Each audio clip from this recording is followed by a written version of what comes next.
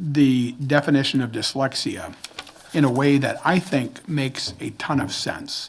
But rather than me try to describe and discuss what that looks like, I'm going to let Jessica do that. So Jessica, go ahead.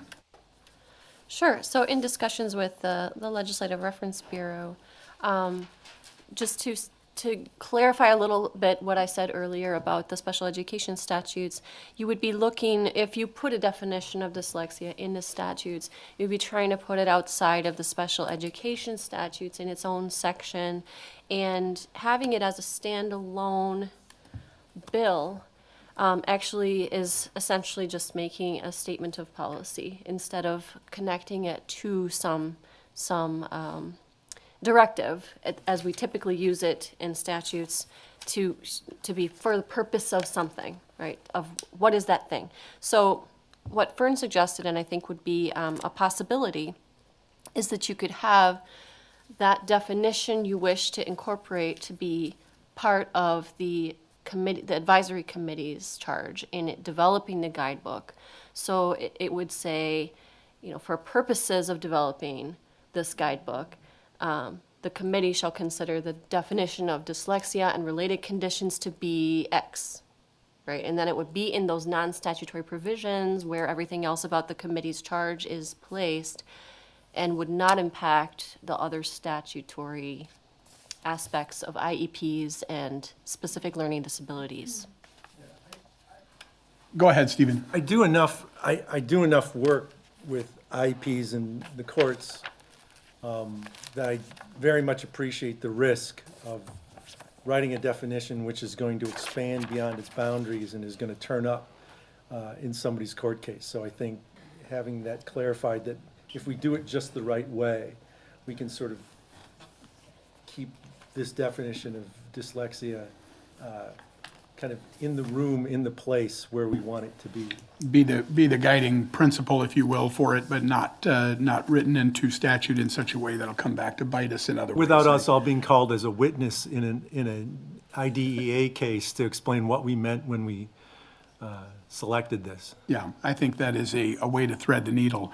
Now, is there a consensus on what the definition should be? Other states have adopted others, but Deb, go ahead. I just want to remind the committee again that, there is widespread disagreement among experts, even in dyslexia, about the definition. And, WSRA isn't the only group that has brought that forward.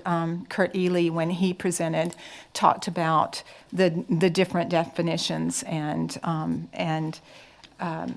how do you come to a consensus about what that is? Because so many things follow from that. And if the experts can't agree, what are you going to decide, and what would be the possible implications of that? Point understood. Go ahead, Stephen. Could you give us some examples of different definitions of dyslexia you think are problematic? Because I would contend that they differ around the margins, and that at the core they very much agree with each other. I don't have them at hand right now. Deb, do you have? I know Kurt Ely's slide had, I think, about 4 or 5. Deb, you had several in yours. I've got reams of paper that have different definitions. My point is that there are a lot. I read Kurt Ely's definitions when he put them up there, and they differ in choice of word more than in substance. Yep. And I would just remind people that if we go to just a straight back and forth, it might be a little bit better. Traffic would be better trafficked if we come back to the chair for. Go ahead, Ann. Well, then I would respectfully ask WSRA to come up with a definition that they can live with, or just show us one because we are the study committee on dyslexia. So if you don't like the fact that there's some discussion, and I agree with Dr. Dykstra that largely it's just a matter of wording, not content, give us 1 or 2 that you like. Otherwise, I'm going to suggest what I think is comprehensive and a good definition. And what is that, Ann? The IDA, it's on their website, definition of dyslexia is. Is that, I guess my question is, other states have defined this. Is there kind of a, 12 states have defined it this way and only 2 have done it this different way to be different? Or is there no kind of consensus among what other states have done? Because obviously we've been sliding by comparison. That doesn't make it necessarily make the changes, but go ahead, Ann. Most states adopt the IDA definition of dyslexia. I'm sure there's one through the Yale, and there's probably, I think the best is state of Florida and state of Texas. Most of their stuff was written by experts. So we could look at what those states came up with, but I'm pretty sure it's the same thing as IDA has. Question for Legislative Council. If we have 2 or 3 definitions of dyslexia that you could bring to us for the December 4th meeting, can we at that point vote on and decide that? Or is that a decision that needs to be taken today as to which one gets written in?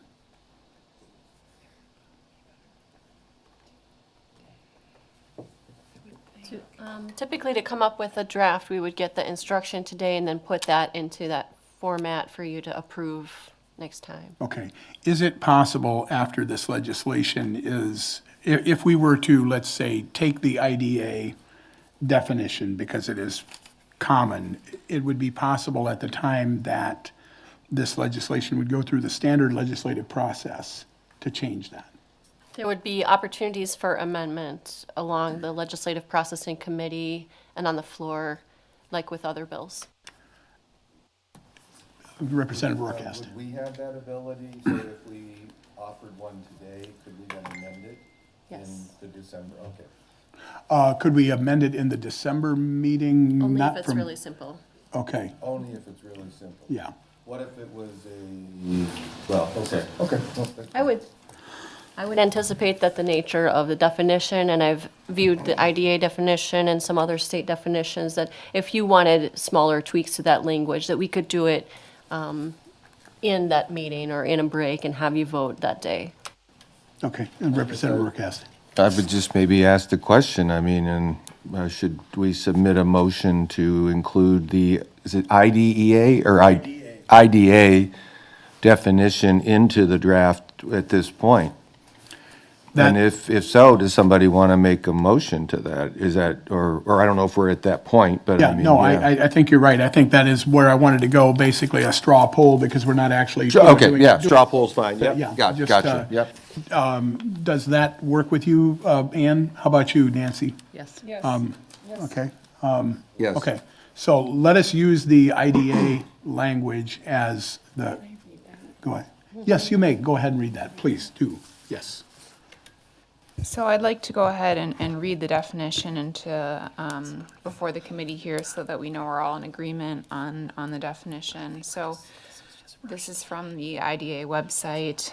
Dyslexia is a specific learning disability that is neurobiological in origin. It is characterized by difficulties with accurate and/or fluent word recognition and by poor spelling and decoding abilities. These difficulties typically result from a deficit in the phonological component of language that is often unexpected in relation to other cognitive abilities and the provision of effective classroom instruction. Secondary consequences may include problems in reading comprehension and reduced reading experience that can impede growth of vocabulary and background knowledge. Thank you. And when I saw that I had enough votes for it, I said, let's do this. But I realized that I didn't have Vice Chair Shatner or Deb weigh in with any thoughts on it at all. And I think Vice Chair Shatner has a concern or consideration about it. Yes, I can't support this primarily because it's so rushed and coordinated. I have no idea, it's like this all of a sudden just came up, that this is what we want, and I can't support that. I don't know enough about it to support it. Is it possible that you could get there from here if you had time to think it over? Or is that putting you on the spot in a way that is uncomfortable as well? Possibly, but I just don't know enough about this to support it. Sure, understood. Deb, did you have anything to weigh in on? Well, as I said, I think there are a number of definitions, and I think that, as I mentioned before, I think there are side effects to things that we may be legislating, and I think those need to be taken into consideration because things follow from a definition, such as assessments and kinds of instruction and programs and all of those things. And I think we need to look at multiple perspectives on this.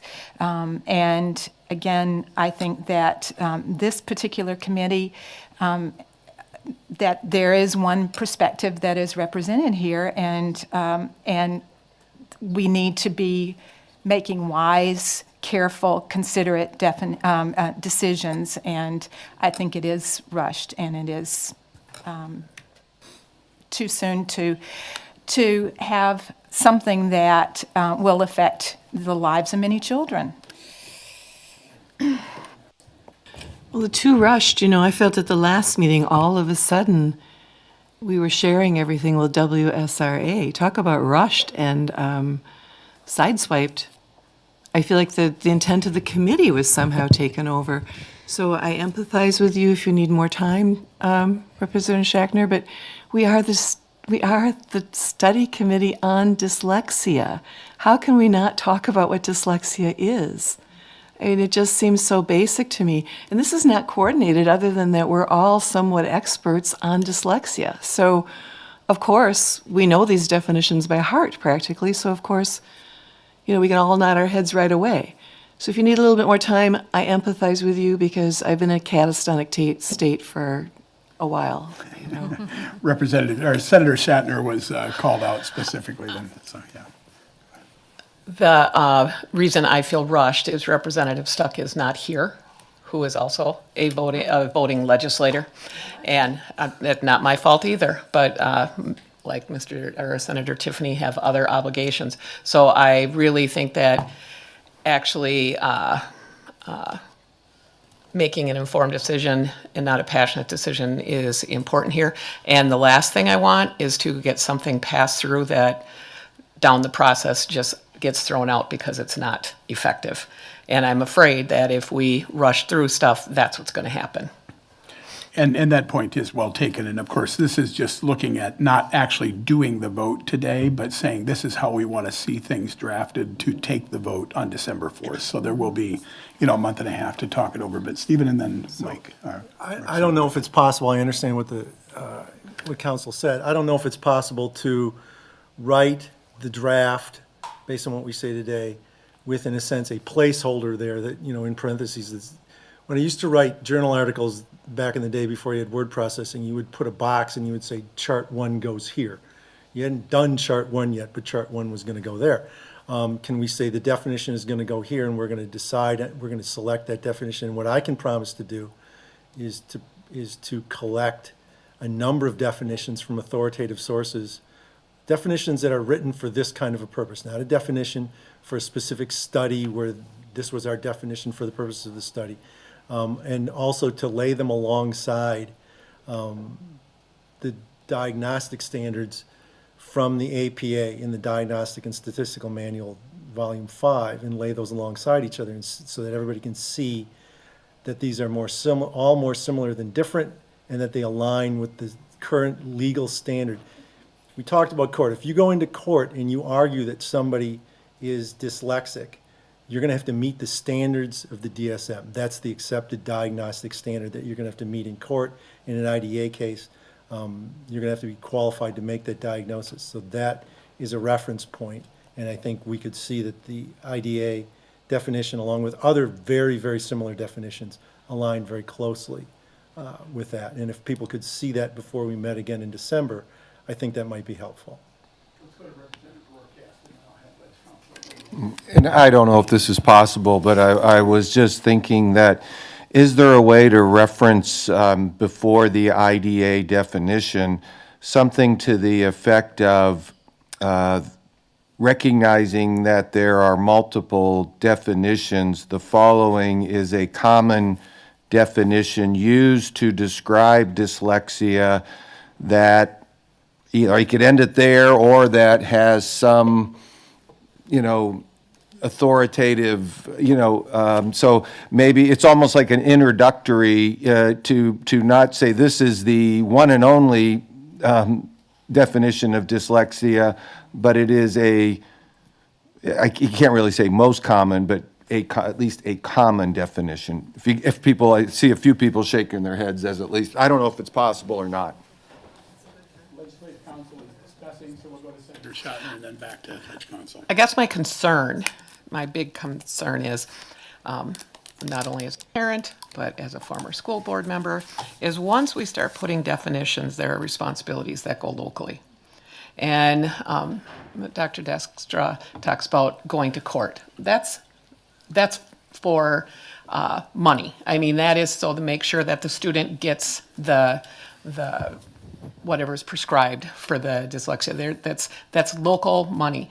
And we are, at this table, taking away local control by defining what dyslexia is. Well, I think there might be a a distinction, though, that Legislative Council directly after lunch mentioned that putting it in as a guiding principle for the guidebook is completely different, as I understand it. If you want to weigh in on that, and then anything else that you have to observe. Yeah, certainly. So if you review the draft, and I know these are pretty difficult to read, but it's my understanding that the things that are listed under Section 3 that are non-statutory provisions don't actually become part of the law. They are there to direct the agency how they're to proceed. But the only things that are going to be changed in the black letter law after this passes, if this draft were to become enacted, are the Sections 1 and 2 that change Section 115.28 and Section 118.015. Now, what we discussed when we returned from lunch, and I'm sorry I sprang it on the committee, it was just something that came up in a discussion over lunch with the drafter, trying to do our best to incorporate the committee's wishes. It was a suggestion to just have that definition you wish to guide the advisory committee and put it in the instructions to that committee in the non-statutory provisions. So instead of law, this is directions to the committee to say, this is what the committee should view and use as the definition for purposes of creating its draft guidebook to give to DPI. And so that's, I think, what is proposed and what we're discussing right now, rather than making a statutory definition. I certainly would have some of the same considerations as to the viability of it. Can it become law? Because once this gets to if we did it as a standalone piece of legislation, which is what we had discussed beforehand. So I think, is it possible what Dr. Dykstra was talking about, having a placeholder, but I think we had answered that once, that you would prefer to have an IDA definition or some other definition that's decided upon now, and would it be appropriate to wait and have that? What if it's an amendment that we bring with the draft? So we're already changing the draft. Yeah. We could consider it separately.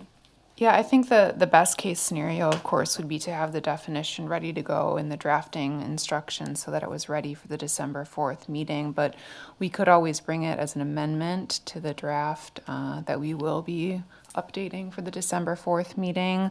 Otherwise, if there's discussion at December 4 about the definition and we are given ample opportunity to then create the language during a break or something of that nature so that the committee then could all have the language before them, before the vote, then that would be a possibility as well. Go ahead, Ann. I like the compromise that came from Representative Mike. Couldn't we use the IDA definition, saying that it is one definition and that there are others? I mean, it's already going, Representative Schachner, it's already going in the I'll directions. correct. Senator Schachner. Senator Schachner, I'm sorry, Yes. sorry, Give sorry, her- sorry, give her the- Senator. her Sorry, credit I'm is sorry, due. sorry. No worries. I really am sorry, No worries. Senator. It's going in the guidebook. It's not a statutory, like I would like it to be. It's it's just simply, if we're going to do a guidebook on dyslexia, let's talk first about what dyslexia is. It's just like the first paragraph. It's like the topic sentence. I'm not trying to, railroad local school boards or, I would like this to be much, much stronger. I hope you realize that this is a huge compromise as it is. And just in the interest of moving forward for today, if we could just say that, I'd really like it. Thank you. Yeah, I think that having it say one of definitions may or may not be important. This actually would not become part of the guidebook. It could be a part of the guidebook, but what it is simply the guiding definition for the advisory committee as they are putting the guidebook together. I personally would welcome, Dr. Dykstra, if you want to put together what you had indicated you would do for us. And I don't know if you could make that, kind of available to us to have There are a- people watching on WisconsinEye right now who I'm pretty sure are scrambling around doing it already. So Okay. we should be able to do this fairly quickly. So one or a dozen of the million people that are tuned in today. So I'm directing them to. Representative Forecast. I do understand that there are differences of opinion or perception on the definitions. We heard that in the testimonies. I do seem to think, though, I'm not an expert, but I agree that it seems more wording, wordsmithing than anything. They all seem to follow a similar theme, if I remember correctly. And I guess I do think that having the definition or an example of a definition is important to have that in there, because otherwise it's like, then how do you know what to put in the guidebook if you don't have a guiding, like what is the guidebook supposed to guide for? And you don't really define what that is. So to me, not having that is actually a weakness of the document that we're working on. Now, we could debate, I guess, the definition and put some preamble. Again, I just suggested some preamble to not lock it in that that's the definition. And then when Ledge Council is telling us that it's not putting the definition into statute, I'm correct on that, right? Okay, which I would be concerned about because there's got to be a lot more discussion on that and a lot more review. I just think that it would provide better clarity to the group that's going to have to put this guidebook together. Otherwise, they're going to pick what their definition is, and that may and may not be okay. And I would just remind the committee that no reply all. So if your team, Dr. Dykstra, that's putting all of this together, if you send that to us, reply all would violate the meetings laws. So, Senator Shatner? So if we, more clarity there, if we have an email chain that is replied to all, that would violate the meetings laws that we typically have, so where they're not properly posted and the like. So, yeah, government is crazy, but it is exactly on where we need to be, so. We haven't been able to talk, I get that. Yeah. So, but he could send it out to each and every one of us, but we can't No. do a reply all. No. No, I don't. I can send it to the chair, Yeah. and the chair can post the documents publicly to the website, and people can go get them for themselves. Is that is That's accurate? fine. Okay, yep. Okay, Senator Shatner.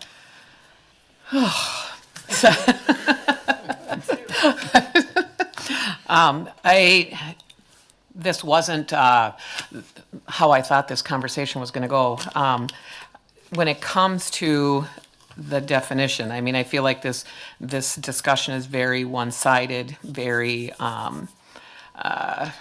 really from the IDA perspective, which, coming from my personal opinion, is one side.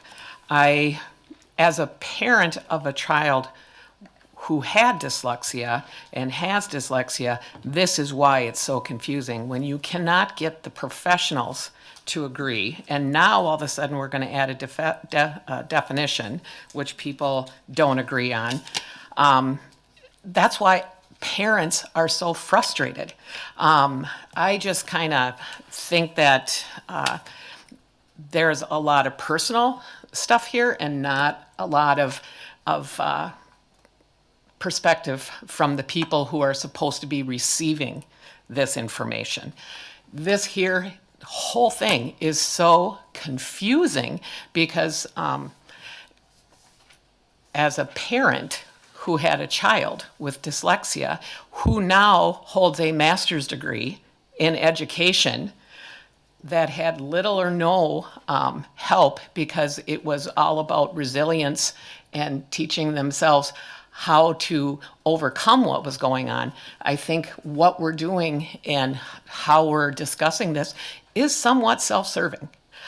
I think that when it comes to a definition, if we don't agree as to what the definition is, then we don't have a definition. And it's very, very frustrating to me to hear one side say it's this and another side say it's this, and then here there's a million different definitions is even more insane.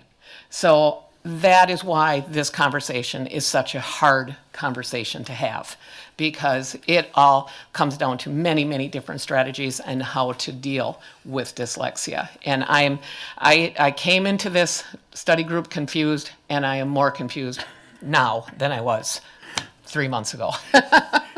And that's no reflection on the chair or the vice chair or any of the committee Exactly. members. It's just, it is what it is, right? Yes, yes. I can appreciate that and agree with it.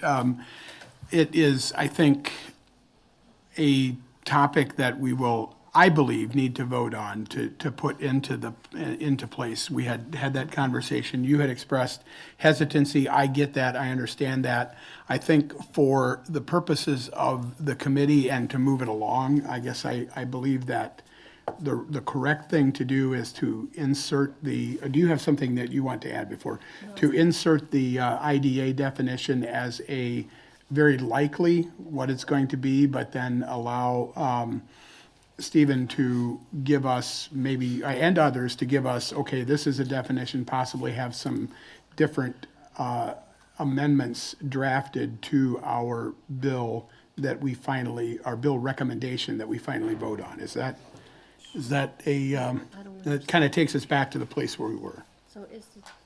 So, yeah, go ahead. Is that to say that there would be a blank space in the draft, or is that to say that the draft would remain the same and then we would have the amendment as a possible definition? I would say the latter Okay. of your two scenarios. So Okay. put in the IDA as the definition and As an have an amendment. amendment that would say, no, this is what we actually want to say in place of that.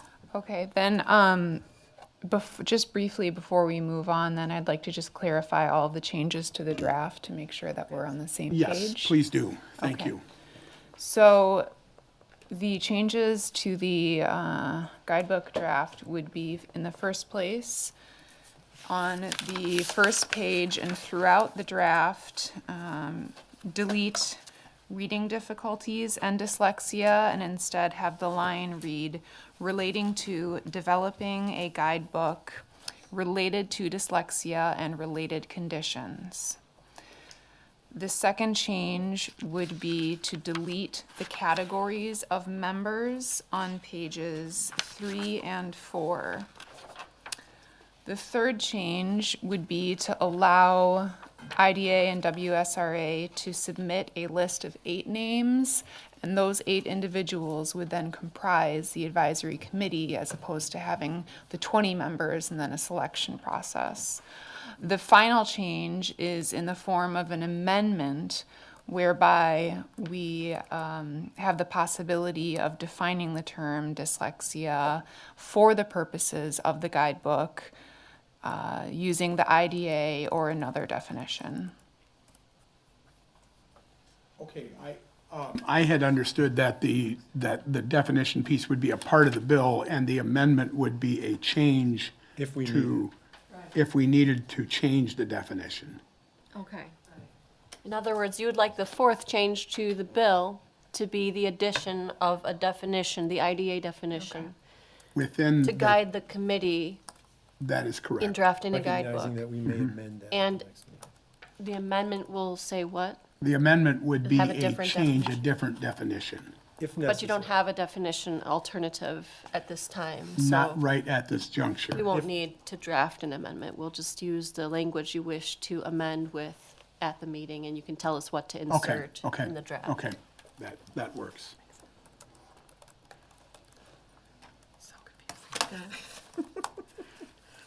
Are we Could I all, invite the WSRA to also put forth anything, any alternative definitions you believe are out there that you think are substantially different than the IDA definition?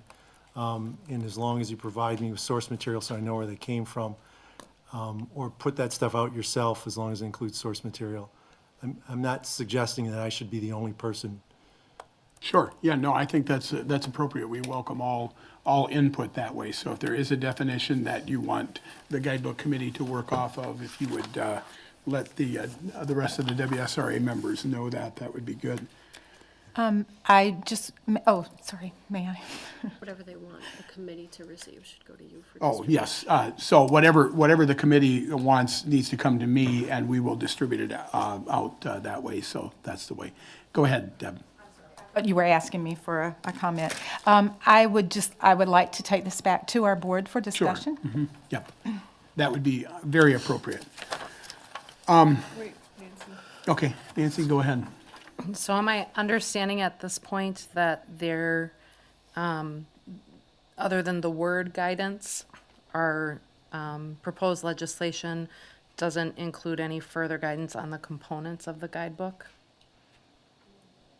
We have not discussed. There are, within the bill, there are requirements about the content of the guidebook. So I can go ahead and read those off. Thank you. Yeah, please do. requirements that DPI has to include in the guidebook. Yes, and these are requirements that DPI has to include in the guidebook and that also the advisory committee must include in its draft that it submits to DPI. And it is a list of at least all of the following, so it is not a closed list. 1, guidelines on how to identify signs of dyslexia and signs that a pupil is struggling reading. Now, struggling reading, again, will be changed based on the terminology that we've discussed prior. A description of educational strategies that have been shown to improve academic performance of pupils with dyslexia and pupils who are struggling readers. A description of resources and services related to dyslexia and struggling reading that are available to all of the following: pupils with dyslexia, pupils who are struggling readers, parents and guardians of pupils with dyslexia, parents and guardians of pupils who are struggling reading, and educators. So those are the requirements of the guidebook, and again, it is not a closed list. Are there any that are glaring that we missed or that any committee members believe should be added to that? I mean, we hope that with the composition of the group that will be put together, that, again, it's not a closed list, so many can be added, and hopefully they will be added as things go along. I always hesitate to make things too prescriptive, because then they can be seen as the whole part and parcel of everything, rather than somebody saying, wait a minute, this is missing, and then the next person says, oh, if we're talking about things that are missing, why not do this? And kind of trust that process, because both WSRA and IDA members have, especially the 8 that will be submitted for this, are going to have some really strong opinions, and I think they're going to put together a phenomenal guidebook. And that's just my faith and confidence that I have in the process. So, And so, if I may, just the wording, this may be a fine point that might not have any legal importance, but as opposed to having different lines for pupils with dyslexia and pupils who are struggling readers, is it the committee's wish, in accordance with the language changes we made earlier, to say in just one line, pupils with dyslexia and related conditions? Yes. Okay. that would make sense. Oh, Go ahead, Ann. I thought of something Representative Struck said, was to add that the 8 and 8, the 16 people can't have a financial stake in. Oh, yep. Is that in there? Okay. That's an addition that I will make. Go ahead, Donna. All right, I'm going to open up this can of worms. This morning we talked about DPI and oversight, is it possible to have another agency, such as the Department of Children and Families, to be responsible for conducting the guidebook? And then the guidebook would be disseminated through DPI. I'm assuming it would be technically possible. Is it needed or, and I think I understand the why behind it, but are there other places in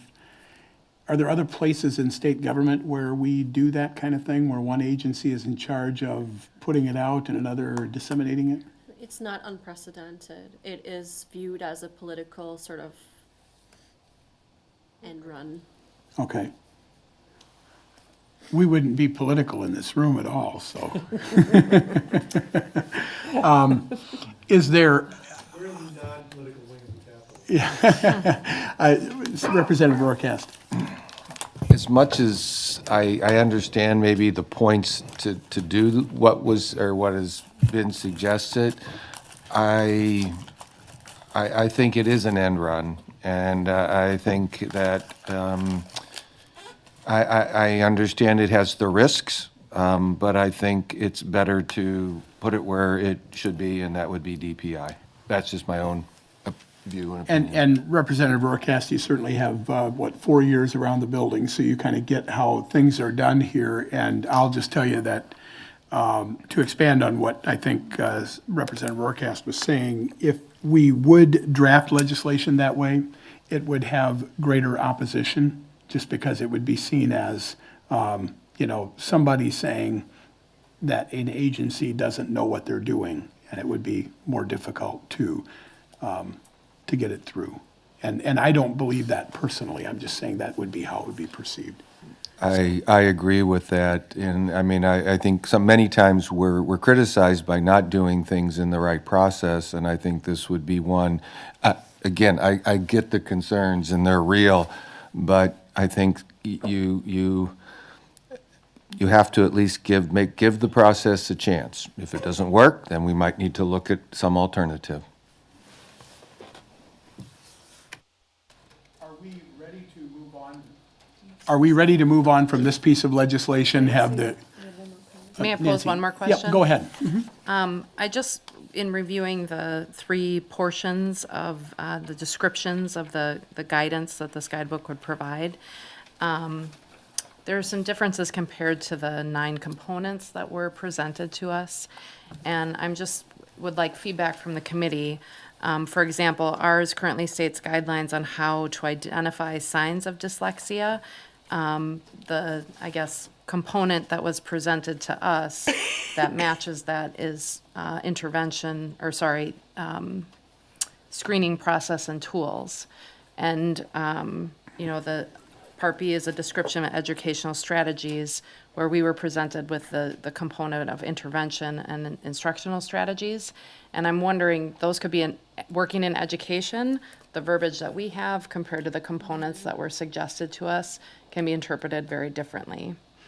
And so I'm wondering if using the verbiage from the guidebook components that were presented to us would support the committee. Which guidebook components was that from? Education Commission. Yep, from the Okay. Education Commission. Okay.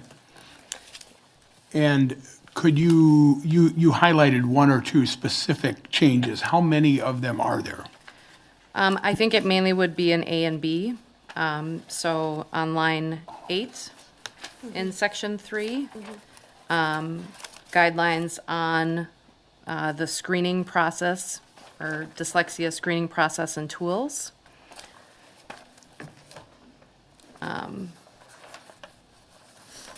And is that a change that you all could fairly easily Well, make? Or is there? I am not personally familiar with Minnesota's screening requirements in statute, but I do know that Wisconsin has screening requirements in statute. And I have no idea whether that's part of the, consideration. My understanding is right now the statute refers to local control, and so this guidebook would potentially offer guidance on what those screening tools should look for, and possibly even some suggestions that could be selected. if we limit it to just identify signs that it's different, than it could be interpreted very differently. And the second one, line B, if educational strategies is very broad and potentially would not have to encounter the discussion of interventions. So you would like to have that more specifically, more specific and more defined? Yep. And do you understand, Yes, Ledge I Counsel, what that definition should be from Nancy's perspective? Are there any challenges to that, those changes? Yes. Seeing none, I think we're going to consider that good.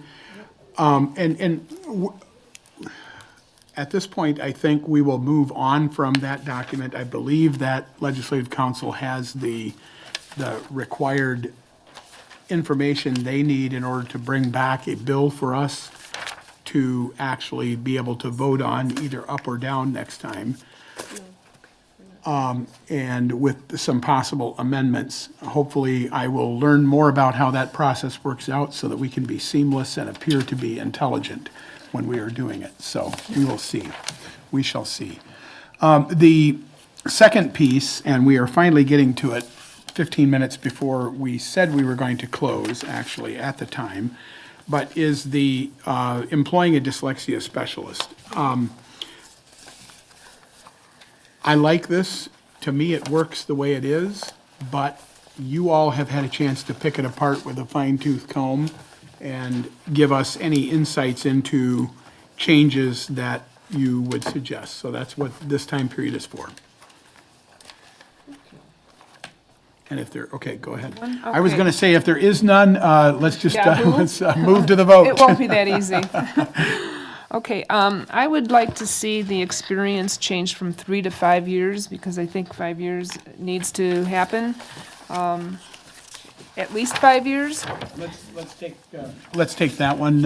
Is there any reason why that would not be a good idea? Do we have input from other members of the committee, or does 5 years work as well as 3? I don't see any problem with that, so we will make that change to 5 years. And The other change I'd like to see is, in terms of experience, in terms of certification, I would like to see the following certificates, one of them being required. ALTA, it's ALTA, it's American Academy of Language Therapists. The next one is ICALP, ICALP. The next one is Fellow of Orton Gillingham Academy. Or Tier 3 Certified IDA. Tier 3. a question, Donna, are the ALTA and ICALP, are they Orton Gillingham type They're structured literacy. structured literacy? Okay, just to, because I know that has been a Right. concern from, And the reason being is that it's advanced training for the understanding of what structured literacy looks like, which is what is needed for a good interventionist. go ahead, Senator Shatner. I also think that part of the requirement is that they have at least 5 years of classroom experience. You can't be a literacy expert and never have been in the classroom. Are you specifying public school? Pardon? Yeah, does that mean public school, or is that any licensed teacher teaching in public, private, charter, et cetera? A licensed teacher with 5 years of experience. Classroom experience, okay. Ann? Can you expand that to a speech language pathologist? That's in there. Well, you said 5 years of classroom experience, and I'm wondering, I understand your need to have somebody who's familiar with the public schools, but instead of it being a classroom teacher, could it also be an SLP? Senator Sauter. In my opinion, we have dyslexia, an individual, it's a dyslexia therapist, licensed psychologist, licensed speech and language pathologist, certified dyslexia training specialist. I just think classroom, actual classroom experience, whether it's a private school, a public school, or a charter school, actual experience with children matters. I think that should be a requirement.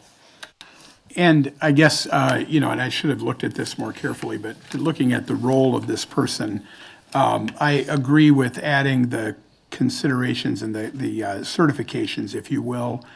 I would just, I guess, wonder if, how should I put it? Sometimes people that are very good at knowing the details of what they are doing maybe aren't as good at rolling out initiatives. So I think we need to have maybe a clear understanding of what this person is going to be charged with. Is it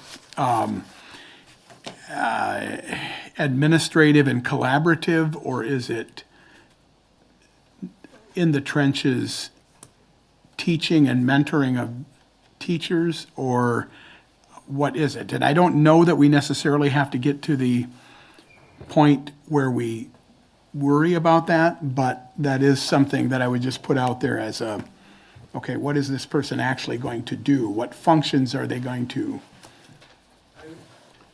Go ahead. I would point out that the expert that WSRA brought to us as a dyslexia expert, Donna Scanlon, was not a classroom teacher.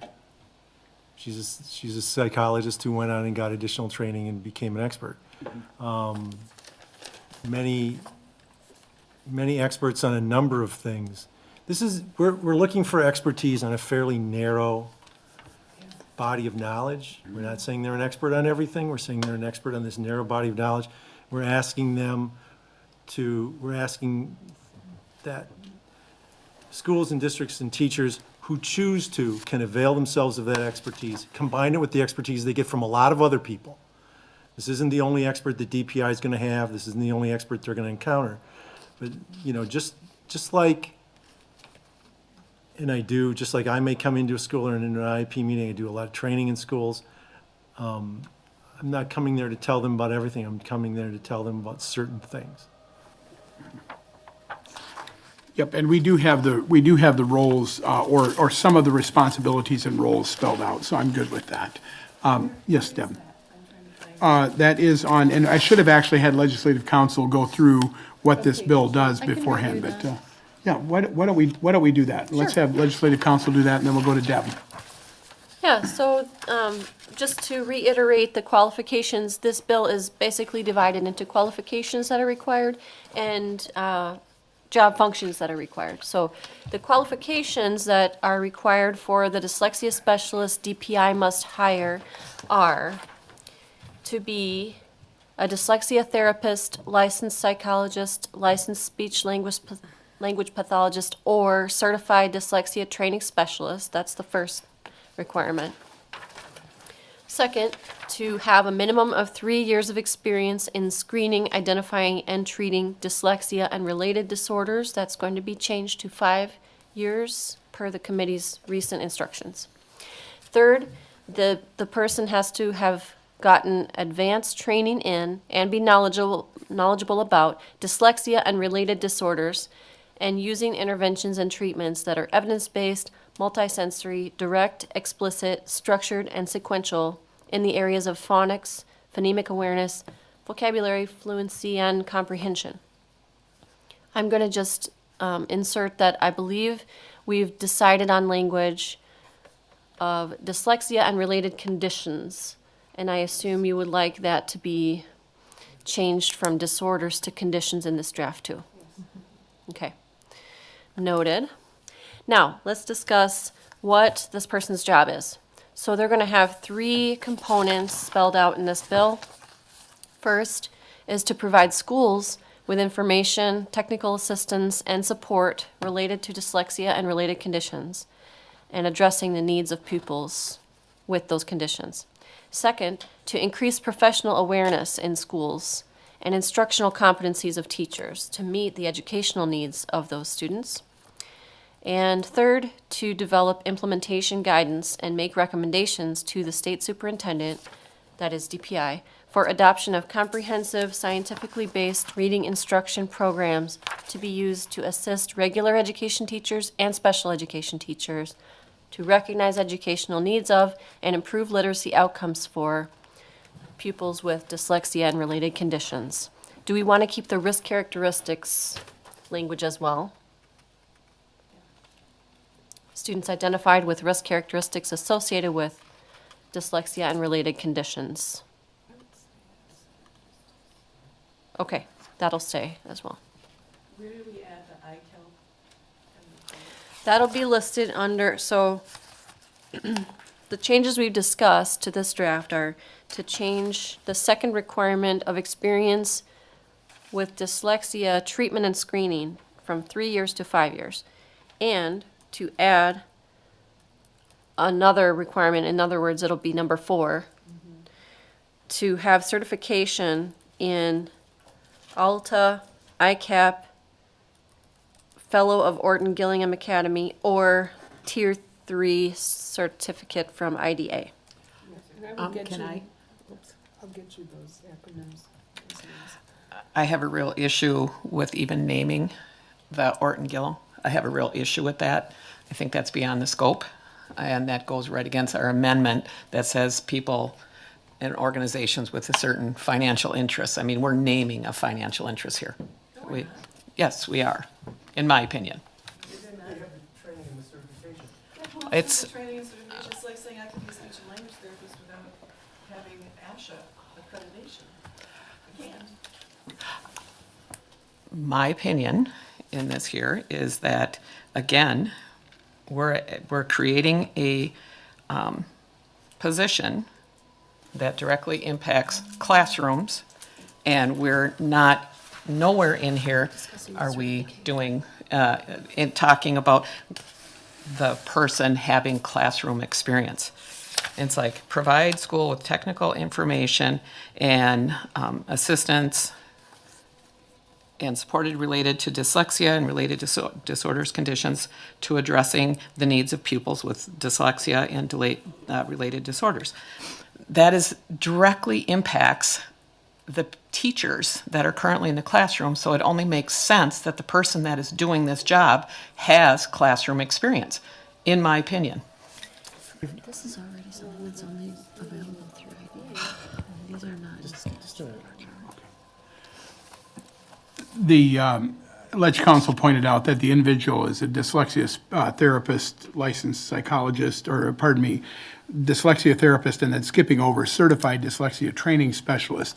Those are actually things that are IDA specific, as I understand it. They're not in statute anywhere else. So just as insight, go ahead, Deb. You want to say something?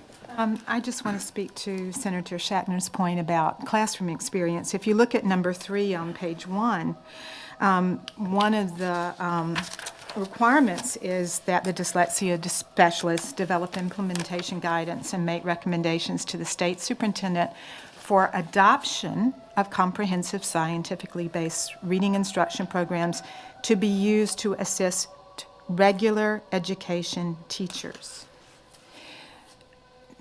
Now, I have a problem with that. WSRA would have a problem with that if that is to be kept in. If you look at DPI, this would be actually going over the literacy specialists that are there. They don't do this currently, to my knowledge, to make recommendations to the state superintendent for adoption. And especially, you're really broadening the impact of this position to classrooms, regular classrooms. And I think that speaks to Senator Shatner's point about this legislation, this person directly impacting the lives of potentially 850,000 students or whatever the number is. I'm not a number person, but I know it's some 800-something thousand students. That would impact more than students who are identified with dyslexia, and that's problematic to me. Now, in my legislative council, make recommendations to the state superintendent for adoption of comprehensive. Just That recommendations. line, the state superintendent could choose to not take those recommendations. Am I correct? This is on page 1-3. That's correct. It is statutorily, yes, it's statutorily the state superintendent's duty to select curriculum. So this is to give advice, but not to, advice and recommendations, but not to mandate. In other words, this is a very subservient, to use an old term, place. Basically, it's a advise and, May I respond? Sure, yes, absolutely, go ahead. Yes, I understand that. I understand what make recommendations implies, but what I'm saying is that reading specialist, literacy specialist at DPI, I don't believe currently do that. If I may. Is there a singular literature specialist at DPI, or is it each school has, or there's, go ahead and respond to that. There are two literacy specialists at DPI. There's an English language arts specialist. There is a position for special education literacy specialist. Okay. Go ahead, Dr. I think there's Baker. a solution and then a point. I understand where the concern is coming over the specific language, because it could be interpreted as being that the dyslexia specialist is going to tell the regular classroom teacher all about how they're going to teach regular classroom children. I think if we say to give guidance and support, which obviously everybody can refuse and the superintendent can turn down, to regular classroom teachers regarding their instruction of children identified with dyslexia and related conditions. So that's what they're doing. It's not for everybody. The other thing I'd like to point out is schools right now have guidance counselors who are never classroom teachers, school social workers who are never classroom teachers, school psychologists who are never classroom teachers, SLPs who are never classroom teachers. They bring in people all the time who are never classroom teachers to guide and support, which they can reject or keep or turn down or want or not want, for classroom teachers. We do classroom teachers a disservice when we suggest that they should only get their support from other classroom teachers. It narrows the scope of what they can find out. I train physicians. I am not a physician. I train police officers. I am not a police officer. I've trained over 1,000 police officers in the last 2 years. I've gotten training from an FBI agent who happened to be an accountant. People get training and guidance from lots and lots of sources. It's one of the things, I think, if you read the literature on public education, it's one of the things we need more of, not less of.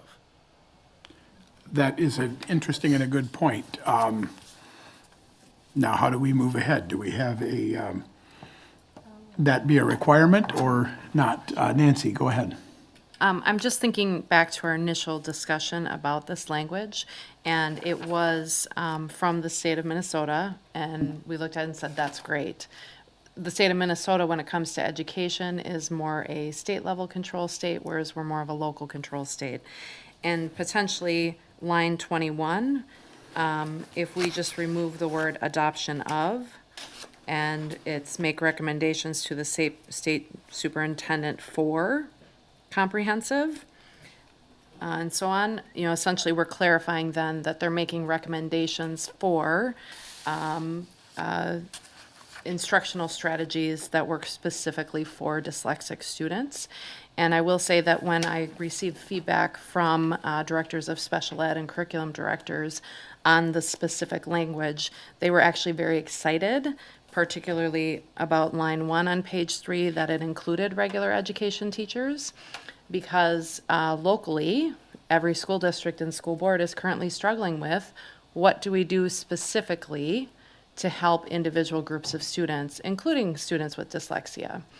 And so possibly removing adoption of on line 21 would provide clarification that this role is to support those local decisions by specifically recommending strategies for regular ed and special education to use in support of students with dyslexia. Go ahead, Deb. Yep. I think one of the problems is in that use, too, of the word programs. Regular education teachers that I know of are always looking for professional learning and practices that can help with a wide range of students. But I think the problem I have and that WSRA has, we do not endorse commercial programs. We do highly value professional learning, and we do highly value knowledge of effective literacy practices. And so I think one of the things that could be changed from our point of view is to take out that word adoption, but also to amend the word programs to practices or strategies or professional learning to assist. Because then you're not restricting it, the kind of recommendations to commercial programs. Go ahead, Donna. Okay. Deb, I agree with you. I think that's a great recommendation. I'm looking at line 10. It says evidence-based. Could we strike that and say scientific?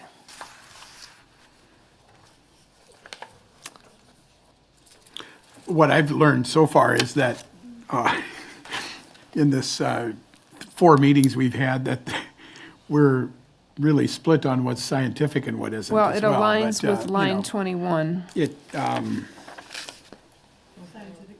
Scientifically based is aligned with scientifically based up here. You can't have a discrepancy there, because evidence-based is a different animal than science-based. For those of you who have not, been down in the swamp with this for the last 15 years, one of the things that happened in places that said evidence-based was people walked forward and said, I've been there when people said their evidence was an article in a local newsletter. There's no definition of what counts as evidence so much as science is, there is some understanding of what is and is not science. Deb, go ahead. And I just want to ask, when you refer to scientifically based reading, are you talking about peer-reviewed journals, that the research is scientific in the sense that it's in peer-reviewed journals? Yes, and I don't know what the definition of science is, and you bring up a good point, but Legislative Council, have you been following the changes that they are suggesting, and are you, okay? No, I gotta tell you, these are some of the absolutely best staffers in all of Okay, I'll Legislative give you Council. $5 later. All of the 5 service agencies that service the legislature, but, yeah, so do you have any input or insight? Yeah, I'll just say that in my reading, it may not make a legal difference, although of course it could make a difference in the way that it appears to the committee and the legislators who are going to debate it. As far as whether it says adoption or not, the state superintendent's duties include, basically adopting standards and some curricular suggestions. They are just suggestions for districts, and as you noted, we have local control, so those are local decisions, what they end up choosing. And so, as long as line 20, number 3 of the job duties here says make recommendations, you're okay whether it's adoption or not adoption. It doesn't change the effect necessarily, although it should read how you want it to read, so I'm not suggesting that that's a bad change.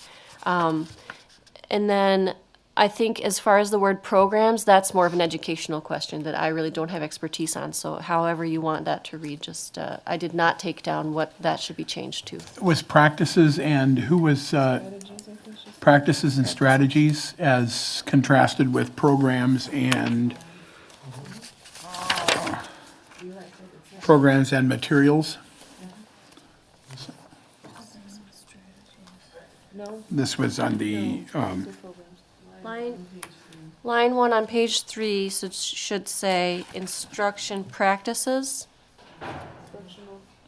Instructional practices and strategies. and if that change is made, then I believe it also should be made on the first page, the last large paragraph, the 3, I'm assuming, at least, availability of online professional development programs and materials. The first page. Oh. Maybe I have a different- That's the LRB analysis, so Okay. they'll change that to Sorry. match the draft. once Gotcha. it's done. Okay. That Gotcha. language isn't part of what will change in the statutes, so it's less. As usual, I don't have a clue what I'm looking at here, but I'm looking at something that roughly reflects what you all are looking at, but not exactly. The other thing I should mention, based on the conversation I heard, is that there is another place in the statutes that refers to scientifically based interventions. It is not defined. So our statutes require scientifically based interventions for these children who receive interventions in the RTI system. And scientifically based is not defined, evidence-based is not defined. But I would probably agree that you should choose one and use it in the whole draft.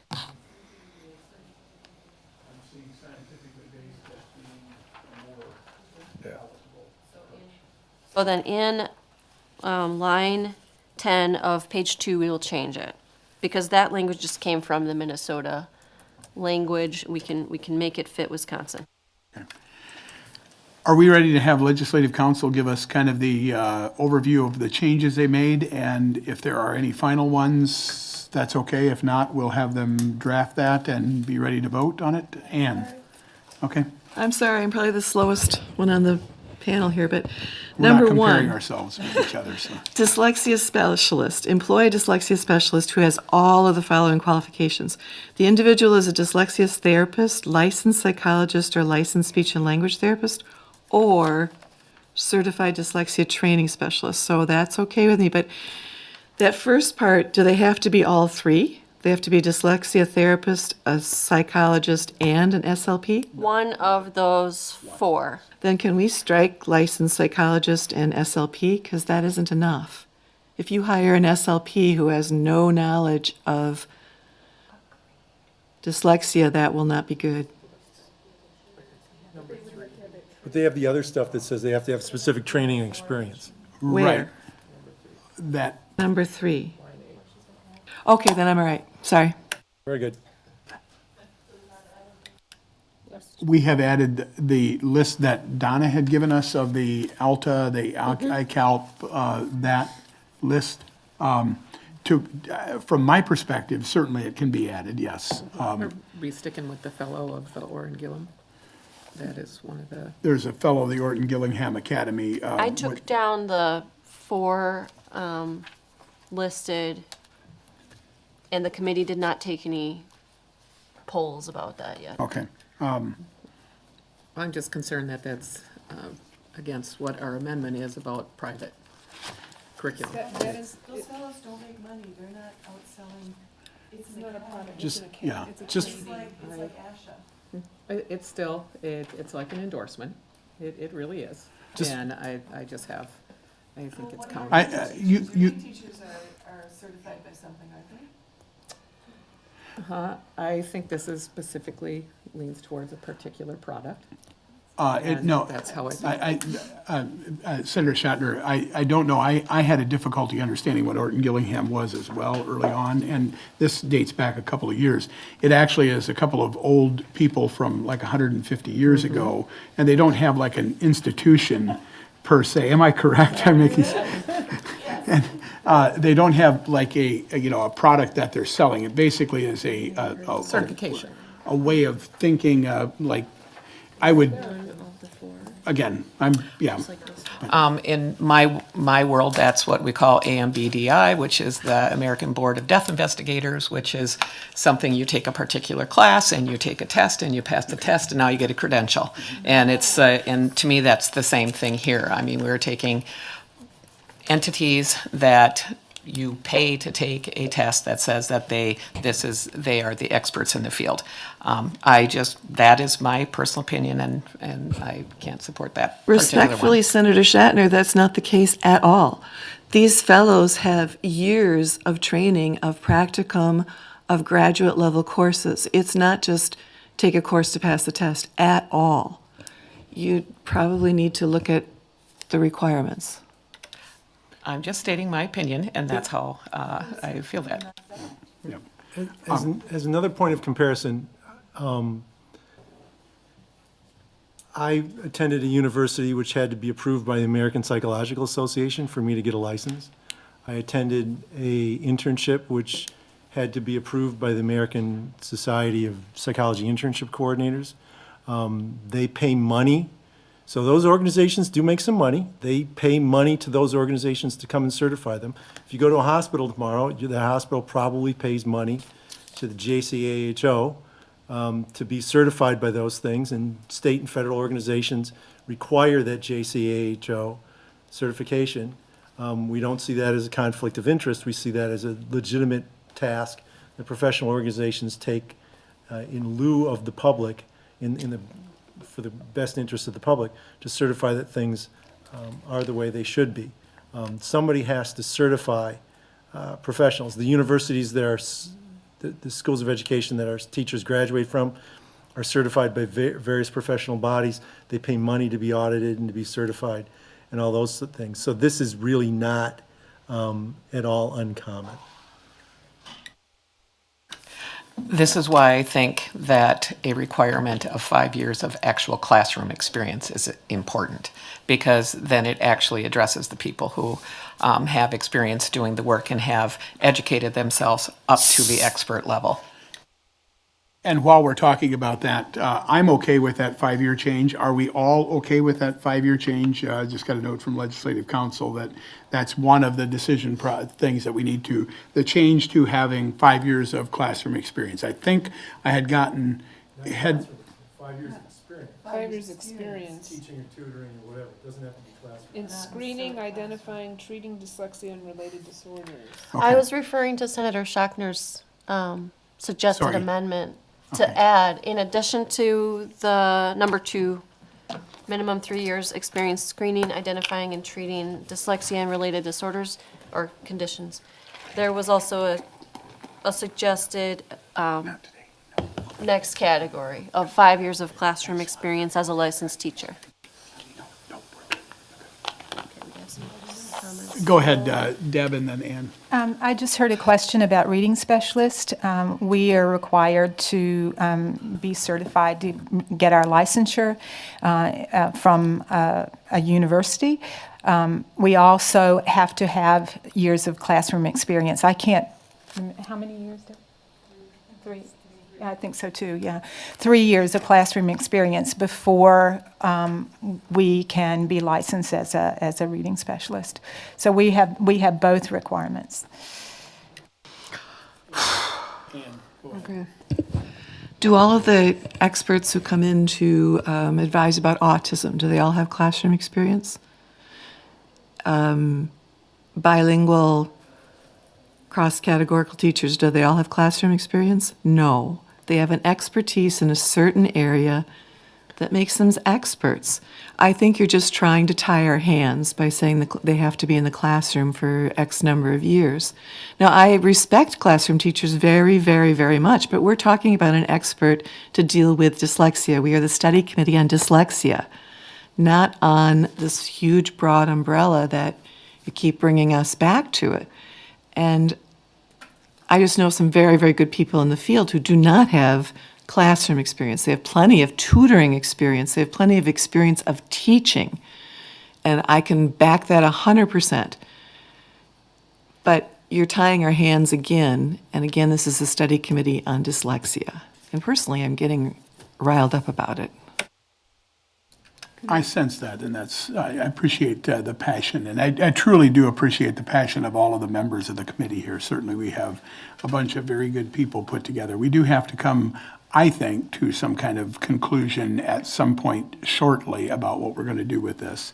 So hopefully we can find that consensus and get a document prepared for next time for a vote. Donna, go ahead. Well, I understand where you're coming from, I really do. However, if it's going to be really hard for a licensed psychologist to get 5 years classroom experience, or a speech and language pathologist. They work in a one-on-one or two-on-one setting, so a classroom experience is not going to be part of their repertoire of skills. That's just the nature of their line of work.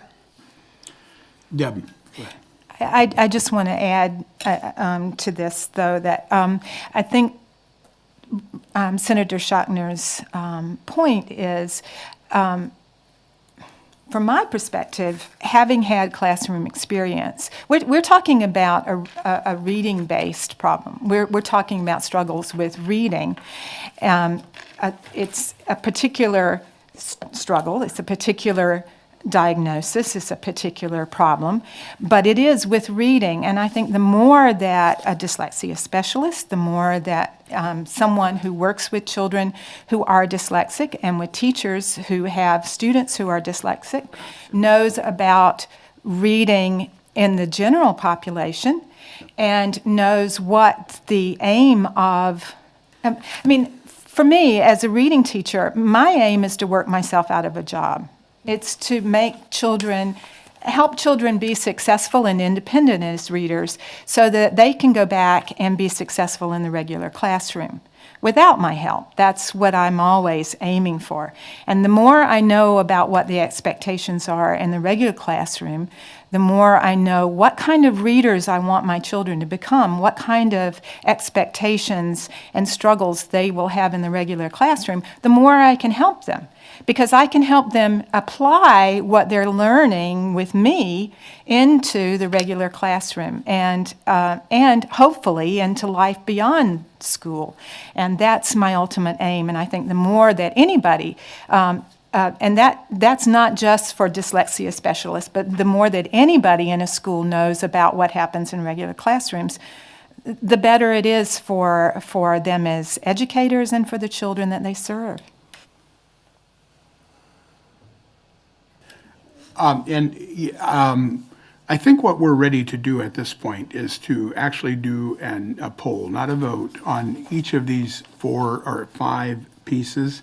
And we'll just see where we're at with that, because we are running into way overtime. That doesn't hurt my feelings, but it is what it is, and I'm sensitive to time. And I think because it is not an official vote, certainly we'll include, Deb, your yes or no on these different items. And what we've been voting on is whether the ALTA certification should stay in, whether the ICAP, not an and above, but an ICALP, the Fellow of Orton Gillingham, the Tier 3 IDA, and then the classroom experience, the 5 years licensed teacher. So we'll run through each one of those and just, a quick up or down, that you want to have that included, and we'll poll in that way. So is the ALTA certification important? Yes or no? No? Yes. Yes? Yes. Yes? I don't know. Okay, so I don't know if we can live with an I don't know, but we're going to try to.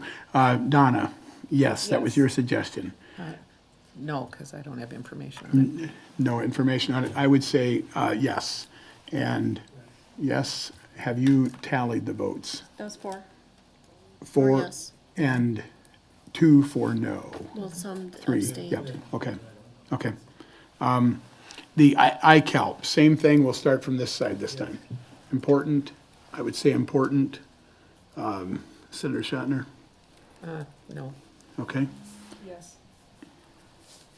So we're considering requiring all of Not all of these? them, one or the other, Other. yeah.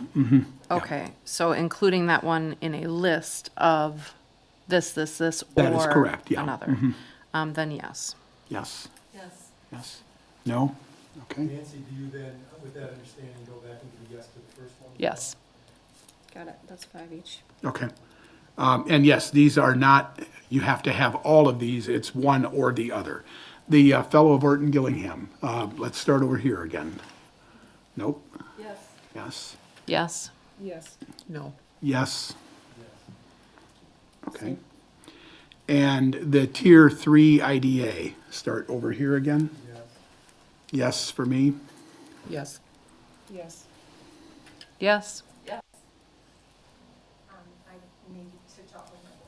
Okay, okay. And then classroom experience, 5 years licensed teacher, starting over here again. Just a Classroom. classroom, 5 years, classroom experience as a licensed teacher. Yes. No.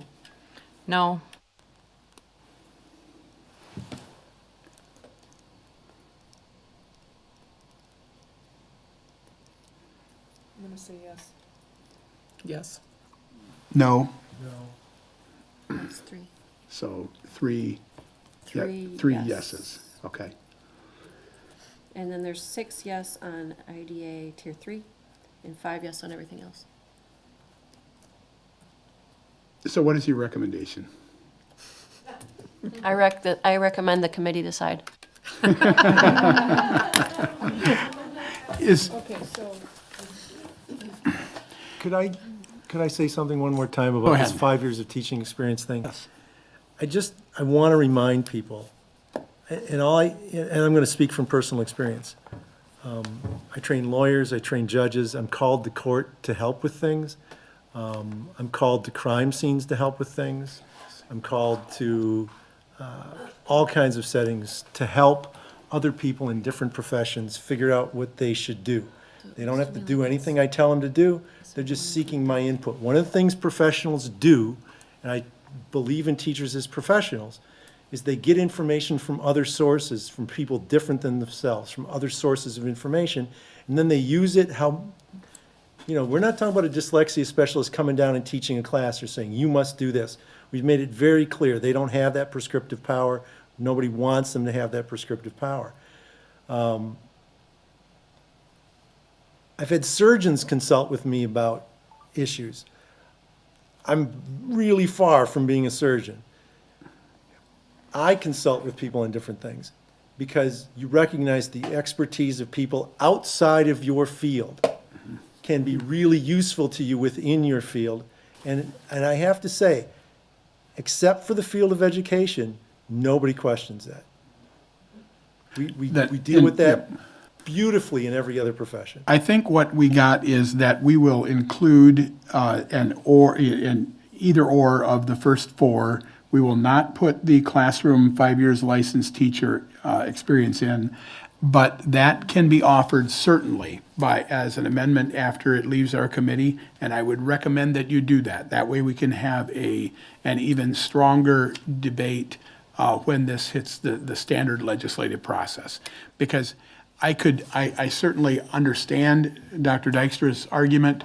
I also can see the other point. So I think that's why we have the standard legislative process where things hopefully aren't rushed and hopefully aren't trying to say, let's get it done. I think that I've been aware all the time here of where we actually sit in this process, knowing that this is not the final baked product, that there's time to change this as we move along. So, Donna, go I ahead. just want to clarify what I voted for. Was I voting for a separate requirement to have 5 years classroom teaching experience? Yes. Okay, that's not what I want, or what I voted for. I think 5 years experience, but a classroom, some of these other people, teaching experience, are not going to get that 5 years experience because they'll never be in the classroom. So So, To be a dyslexia specialist, you have to have 5 years of experience in a classroom. so you are a no in I'm a that no. case. Okay, I'm sorry. okay. Yeah. Understood. I'm sorry. Yeah, you weirded me out too. I thought it was separate. Could I add? yes, You go know, ahead. I have no problem with 5 years of teaching experience. In fact, for all those qualifications that we listed, they have to. They have to have 300 plus hours of practicum. It's your classroom teacher that's hard. How can we be both? It's, It'd be, you're not going to find anybody who's got both. And that's what I'm really worried about. So there goes your dyslexia specialist. It isn't that I'm opposed to classroom. I'll do a practicum. I'll come in and observe for 6 months. I'll do 6 weeks of teaching in your classroom in order to understand it better. If I were the dyslexia specialist, if you want any of that. But when you say I have to come from a background of 5 years of classroom teacher, and then all this other stuff on top of it, I don't know anyone who fits that Yeah, bill. I would say that would be a rare person indeed. So are we ready to have Legislative Council give us the final wrap on the changes to this bill that we will be looking at on the December 4th meeting? I hope we are. Let us have them do that. Jessica, Sure. go ahead. Okay, so first of all, in the qualifications list, it will be in the newly amended draft that we consider next time, a list of 4 instead of 3 requirements. So the first one will be as it is in number 1 now. The second one will be a minimum of 5 years' experience rather than 3 in screening, identifying, and treating dyslexia and related conditions. We're going to change disorders to conditions throughout the draft. Number 3, the individual has to have the same type of knowledge in the current draft, except we're going to change the list of modifiers to say scientifically based instead of evidence-based. All right, now we're going to discuss the additional requirement we're adding, which is going to be number 4. So the certification of this person has to include one of the 4: ALTA, ICALP, Fellow Orton Gillingham, or Tier 3 certification from IDA. Questions about that? You can take out ALTA because the ICAP, the first 2 are ALTA certifications. ALTA is the organization. I just took it down as it was told to me. Yeah. So. yeah.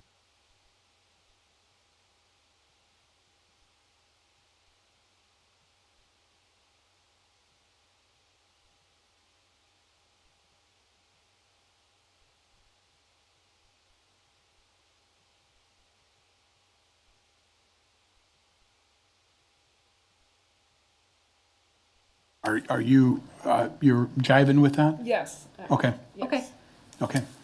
Yep. good. All right, so that's 3. It's one of the 3. Will be listed as a, It's ICAP, CALT, Tier 3 IDA, and Orton Gillingham Fellow. So That's you've got 3. You got 3 organizations that offer certification. yes. So we're 2 of the ALTAs we're okay with. The first level of certification from ALTA isn't good enough. The second 2 are. Then the Okay. Tier 3 of IDA or Second, the Orton Gillingham Fellow. And we don't care which one of those certifying organizations you go with, they're all very good and very strong. One of Alta's 2 second levels of, You got it. I've never been this confused either. I'm going to go back and replay this portion to make sure we get that drafted correctly. And then let's move on to the job duties. We're going to change related disorders to related conditions throughout, so I've noted that as well.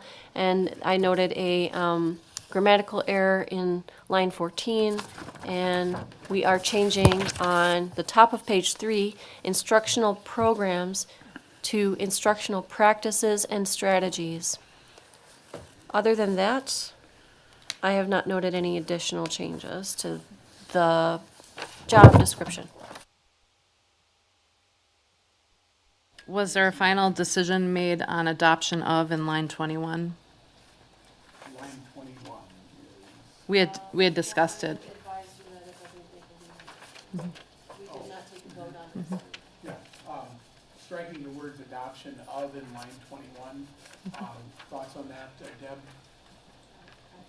That's okay? Okay. Ann?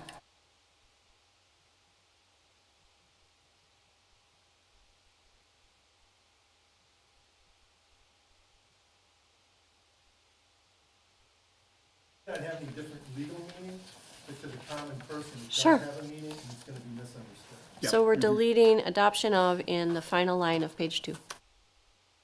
trust me, common people are smart enough to not read laws. So, no, I didn't just say that, did I?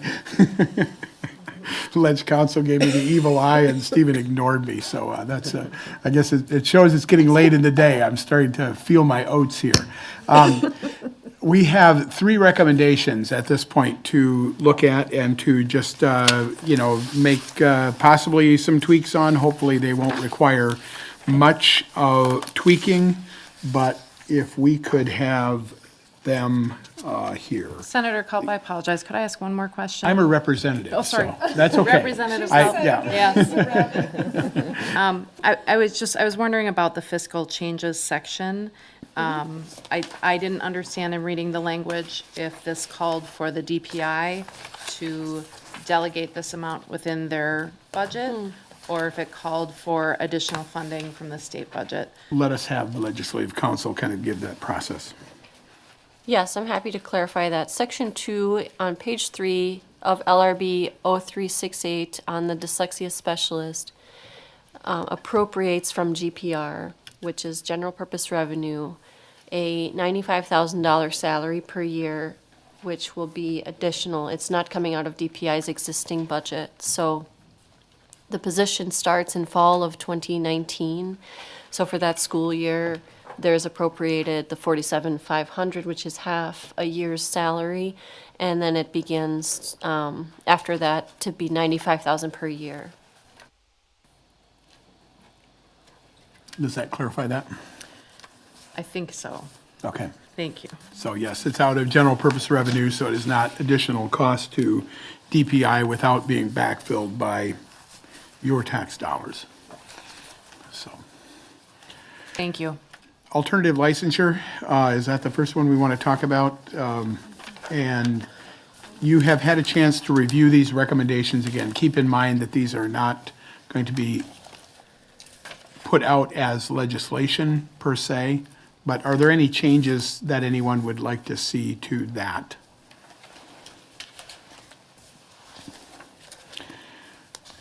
And, go ahead. I would like the strongest possible wording. I don't know what's polite, I don't know what's allowed, but I think many of us are in agreement, people who don't agree on much, that the creation of multiple pathways to licensure, lifetime licensing, the elimination of professional development requirements for teachers has not been a good thing, and it is demeaning of the profession. I would second, third, and fourth that. I agree completely. And I'm very grateful to WSRA for bringing these recommendations forward. Okay. So you might want to clarify that they didn't draft these. Who drafted? She said that twice, that they're from WSRA. Oh, okay. These are actually from legislative council based on what we have been discussing here, so that, but we'll give credit once in a while, I guess, where it isn't due, but. We'll take it, because as I say, one of our beliefs is expertise matters, and we think professional learning and these alternate pathways are quite problematic. Student teaching is at the core of the kind of learning that teachers need to do. And if, legislative council, if you could give us a thought as to how these are typically seen when they come out of committees and what their impact is, if any. Is that a fair question, or is that putting you on the spot for?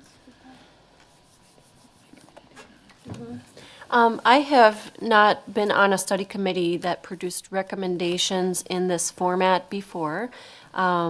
So I can really only speak to my general observations that the legislative council, the joint legislative council, which is made up of leadership within the legislature, will consider a report by the chair, vice chair, and our staff, where we describe to them what this committee did, what it came up with, what it thought was important. And so these will represent your thinking on that, and it will be heard in that specific meeting and hearing dedicated to those findings. And beyond that, then individual legislators can take up the baton and pursue whatever they think they'd like to do as individual drafts.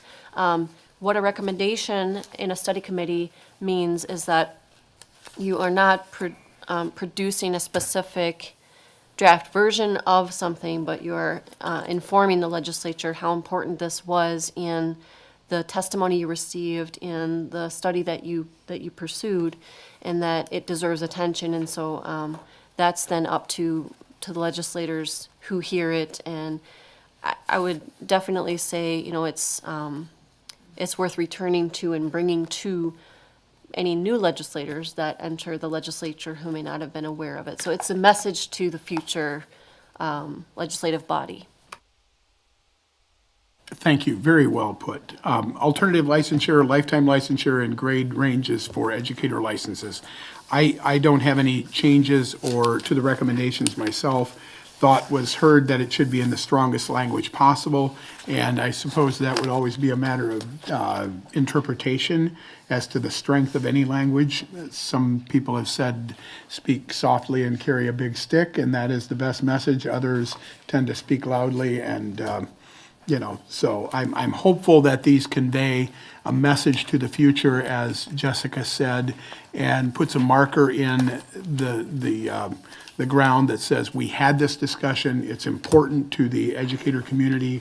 It's important to this study, this study committee, and whether we need changes, I don't see any. So hopefully we'll be prepared to vote on those. Is there any way we can say that the only reason, because in my understanding of the discussion, my recollection of the discussion is the only reason we're not proposing specific legislation to remedy these issues is because the legislation we would be fixing is so recent and new that is not likely to be considered or well received, that we're saying something you passed 4 months ago, for instance, was a bad idea, go fix it. Is there any way we can say that that's the only reason we're not putting forth legislation? I don't know that it would need to be said. I think that's kind of the understanding that we would, except for the fact that this is as recent as it is. So it's kind of the unspoken. Would it help to say that? I don't know. I question whether it would, because it's. It's truly well understood. If it's widely understood, that's, I don't understand the culture of the Capitol. Yeah. Whether that would be widely understood. It would typically be widely understood here, is to say, okay, wait a minute, we just changed that, because those are some of the considerations that we take into account when we look at legislation as individual legislators. Well, wait a minute, that we just changed in the last session. That's just not going to change this time because, you know, it was just changed, and that's happened a number of times. That's one reason so. we mention it by name as to when it happened. And that is for the Under lifetime license. Lifetime piece. licensure recommendation refers specifically to the lifetime educator license created in the 2017-19 Biennial Budget Act, so that it draws attention to how recent that was. Yeah. Ann, go ahead. Could we add 3 lovely pieces to our legislation that just puts it right back and let them vote no or yes on it? I mean, I'm with them 100%. This is a terrible thing. I mean, what we had before, you know, a couple of years ago was much better for teachers. Professional development, appropriate licensure, and professional development. I mean, this is ridiculous. Yeah. Well, and I didn't mean to chuckle there, because No, you chuckle. I didn't take it offense. That's fine. It's serious what you're saying. Again, I think this is the kind of thing that individual legislators will likely pick up and bring back just as a messaging thing. So, what's that again? Ann? Draft it as a bill and put it forward. It would be, I don't know, probably rather complex, and I don't know that we would necessarily have agreement here. I don't know, but Nancy, go ahead. I think limiting the scope of our discussion to students with dyslexia has been helpful in moving our group forward, and discussing legislation on all teacher licensing then broadens the scope. So I think it is best to look at these recommendations because these are barriers to our scope. But the alternative licensure one, I do have a question about it. that I would just hope to clarify something for people reading it. Sure, go ahead. And by the way, you are very wise. You should be a legislator, except you brought us back. I should have thought of exactly what you said. Instead, you did. So, yeah. That is a huge compliment. Thank you very much.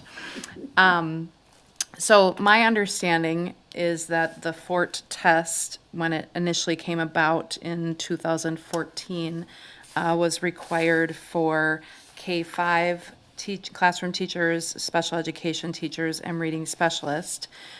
Since then, there has been additional legislation that has changed those licensure bands.